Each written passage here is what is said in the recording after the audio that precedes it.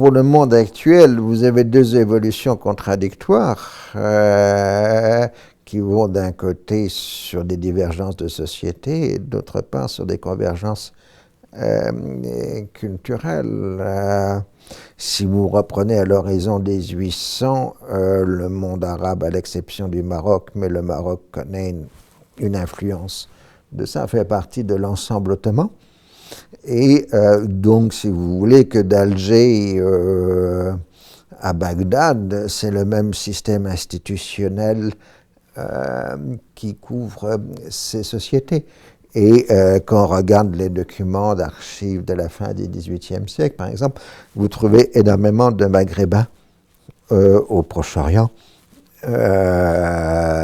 parce que tout simplement ça circule sans aucun problème, ils font partie de la même unité politique et de la même unité culturelle. Alors, évidemment, vous avez eu la colonisation française et italienne, accessoirement espagnole de l'Afrique du Nord, mais enfin massivement c'est la française qui a joué, qui a évidemment coupé l'Afrique du Nord du reste du monde arabe, ce qui fait que vous avez eu à partir de la seconde moitié du XIXe siècle la formation d'une culture arabe moderne au Proche-Orient, ce qu'on appelait la Nahda, la renaissance littéraire arabe, qui est, disons, le passage de la culture du manuscrit à la culture de l'imprimé, avec tout ce que ça impose comme transformation de langue et de niveau de lisibilité.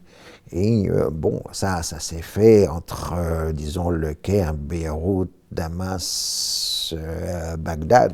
C'est là où cette culture arabe s'est formée. Et le Maghreb n'y a été peu touché parce que justement, ils étaient soumis à la domination coloniale. Donc, quand le Maghreb est devenu indépendant, ils ont réceptionné en quelque sorte cette culture arabe moderne qui elle-même avait évolué depuis la fin du XIXe siècle, ce qui n'était pas sans poser de problème. Alors le paradoxe, c'est que les États arabes se sont créés sur les ruines de l'Empire ottoman.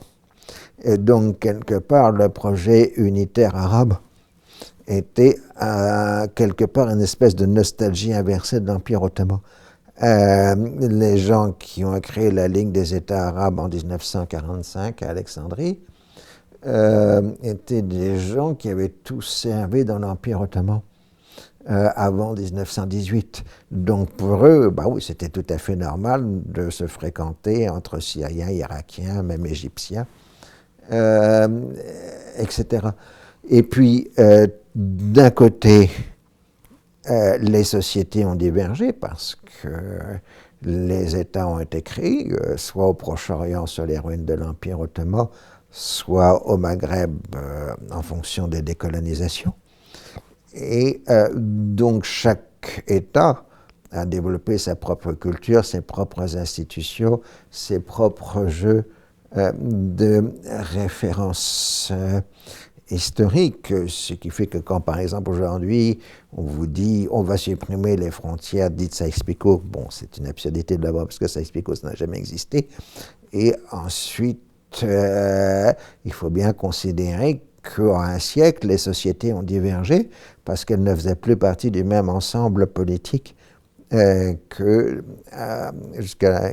lequel ils étaient avant, jusqu'à la fin de l'Empire ottoman. Donc, les facteurs de différenciation de chaque partie des mondes arabes ont été absolument considérables parce qu'ils n'ont pas les mêmes systèmes juridiques, pas les mêmes systèmes scolaires, ils n'ont pas les mêmes histoires qui sont enseignées dans les écoles, et ainsi de suite.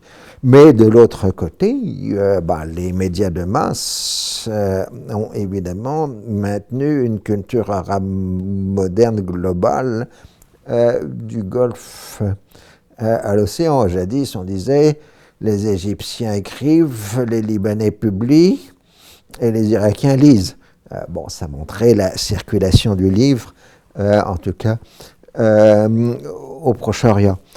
Donc vous avez évidemment les imprimés, et puis à partir de l'entre-deux-guerres, vous avez eu le cinéma et le disque, qui ont là le fait qu'à partir du disque, des grands chanteurs, par exemple Kulsum ou autres, ont eu des impacts formidables, y compris dans des régions où ces grands artistes n'avaient jamais mis les pieds. Donc le cinéma, c'est la même chose, puis ensuite la télévision, maintenant les satellitaires, les réseaux sociaux, etc. Donc si vous voulez, pour essayer d'identifier qu'est-ce que c'est qu'une culture arabe d'aujourd'hui, d'un côté, vous devez considérer que vous avez des sociétés qui continuent de diverger les unes par rapport aux autres. Moi, en tant qu'historien, je suis extrêmement frappé de ne pas trouver d'historiens du monde arabe dans les pays arabes. Quand je suis en Syrie, j'ai des historiens de la Syrie. Quand je suis au Liban, j'ai des historiens du Liban. Quand je suis en Égypte, j'ai des historiens de l'Égypte. Mais pour enseigner l'histoire du monde arabe, il faut aller à Paris, à Londres, aux États-Unis. De l'autre côté, vous avez ces ensembles de facteurs qui font qu'une culture arabe commune fait que si un Marocain écrit en arabe, le Tahrir, il est lu en Irak.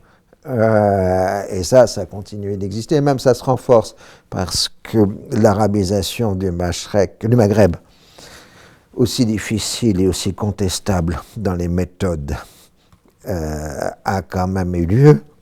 Et vous avez aujourd'hui, en Afrique du Nord, des gens qui savent se servir de l'arabe littéral et qui savent publier, et très bien publier, en arabe littéral. Donc ils ont rejoint les cultures. Cela dit, vous avez aussi des facteurs de différenciation qui sont absolument évidents. La première, c'est que le Maghreb ait continué d'être orienté vers l'Europe. Ne serait-ce que parce que vous avez des millions de Maghrébins en Europe, et pas seulement en France. Vous en avez en Allemagne, en Hollande, en Belgique, même maintenant en Grande-Bretagne, etc.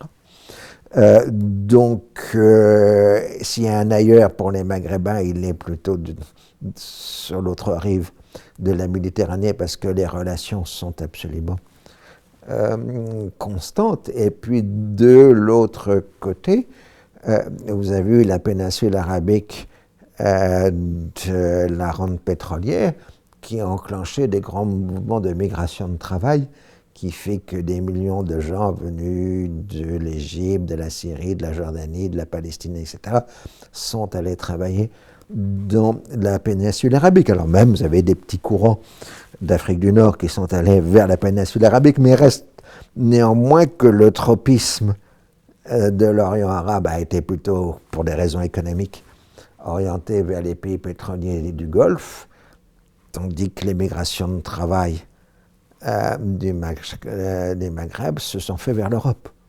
Et ça, c'est aussi une réalité durable.